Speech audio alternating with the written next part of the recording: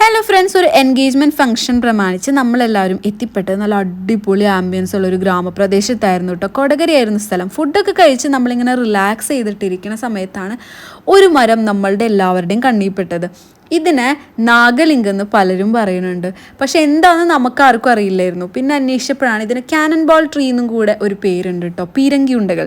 ഇതിൻ്റെ ഈ ഒരു ഫ്രൂട്ട്സിൻ്റെ ആ ഒരു ഷേപ്പും വലിപ്പമൊക്കെ കാരണമാണ് അങ്ങനത്തെ ഒരു പേര് വരാൻ കാരണം. പിന്നെ ശിവൻ ഒരുപാട് ഇഷ്ടപ്പെട്ട ഒരു പൂവാണെന്നാണ് കേട്ടോ ഈ ഒരു പൂവിനെ പേര് പറയണത്.